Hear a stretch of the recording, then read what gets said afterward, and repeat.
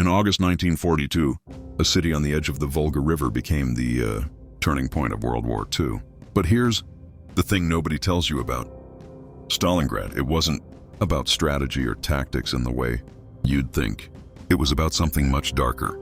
Two men, two armies, two completely different ideas about who deserved to exist, and one city that would pay the price for it all. This is the story of the Battle of Stalingrad and how it changed everything. Before we get into what happened, you need to understand where things were at in 1942. Germany had conquered most of Europe. Hitler was running wild. His army seemed unstoppable. The Soviet Union, or Russia as most people call it, was barely hanging on. They'd already lost millions of soldiers and huge chunks of their land. Most people in the world thought Russia was done for. They thought it was just a matter of time before Hitler took over everything. But Hitler needed one more thing. He needed oil. The Soviet oil fields were down south, near the Caucasus Mountains, and the only way to get there was through a city called Stalingrad. It wasn't the most important city militarily. There were other places he could have gone. But Hitler wanted to take this city for a reason that had nothing to do with war strategy. He wanted to take it because it was named after Stalin, the Soviet leader. Hitler hated Stalin, and the idea of crushing a city that had Stalin's name on it, that was worth it to him. So in August of 1942, Hitler sent his armies north, hundreds of thousands of German soldiers, along with soldiers from Romania, Hungary, and Italy, all moving toward this one city. They thought it would be a quick win. They thought the Russians were too weak to fight back. They had no idea what was about to happen. Stalin, on the other hand, knew exactly what was coming. He'd received reports from spies about the German advance, and he made a decision that would define the entire battle. He told his generals that Stalingrad would not fall, not because it was strategically important, but because it had his name on it. If it fell, his reputation would be destroyed. So he ordered his generals to defend the city with everything they had. More importantly, he gave an order that would haunt soldiers for the rest of their lives. The order was simple. If you retreat, you die. Literally. Soviet soldiers were told that if they turned around and ran, they would be shot by their own side. Some soldiers who survived later said they didn't know what scared them more, the Germans in front of them, or the Soviet officers behind them. By September 1942, the Germans had pushed into Stalingrad, and that's when the battle turned into something nobody expected. The Germans were used to fighting in open fields, in big spaces where their tanks and planes could do massive damage. But Stalingrad wasn't like that. It was a city, a broken, destroyed city with rubble everywhere. Buildings to hide in, basements to dig into, narrow streets where tanks couldn't move fast. The Germans' advantages basically disappeared overnight.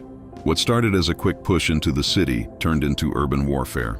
Street by street, building by building, room by room, Soviet soldiers were hiding in the rubble, attacking German soldiers from angles they didn't expect. A German general actually wrote in his diary that the city was like a rat maze, and they were the ones getting trapped. The winter was coming too, and it was brutal. The kind of cold where if you're not careful, your fingers fall off, your toes turn black, you can't feel your face. The Germans weren't prepared for it. They'd been told the battle would be over before the cold arrived. It wasn't. By November, the temperature was dropping so fast that some soldiers were freezing to death at their posts. But the Soviets had a secret weapon. Well, not really a secret, but something the Germans didn't plan for. They had reserves, entire armies that Hitler didn't know about. While the Germans were focused on fighting inside Stalingrad, the Soviet generals were planning something massive. In early November, they launched Operation Uranus. Two huge Soviet armies attacked the German flanks from both sides. Here's where it gets intense. The Germans thought they were surrounded, but they didn't understand how surrounded. They couldn't move forward because of the fighting inside the city. They couldn't move backward because Soviet armies were cutting off their escape routes. They were trapped, and their commander, a general named Paulus, sent a message to Hitler asking for permission to retreat. Hitler said no. He told Paulus to hold the line. He promised reinforcements were coming. He promised they would be resupplied by air. None of that happened. The reinforcements never showed up. The supplies never arrived, and Paulus was left with an army that was starving, freezing, and completely surrounded. By January 1943, the situation was hopeless. German soldiers were eating their horses. Then they were eating their dogs. Then they were eating things you don't want to know about. People were dying from cold and hunger at the same rate they were dying from fighting. Soldiers were just sitting in trenches waiting to die. Some actually wanted the Soviets to kill them because at least it would be quick. On January 31st, 1943, Paulus surrendered. He became a prisoner of war. The German army had lost. Not just lost, but been completely annihilated. Around 750,000 soldiers died in that battle. 30 weeks. Nearly 2 million people dead, wounded, or captured. It was the deadliest battle in human history. But here's what nobody talks about when they talk about Stalingrad. The victory wasn't just military, it was psychological. For the first time since the war started, Germany had been truly defeated. They'd been pushed back. Their army had been destroyed. And that sent a message to the entire world. Germany could be beaten. And if Germany could be beaten, then Hitler's 1,000-year empire was just a dream.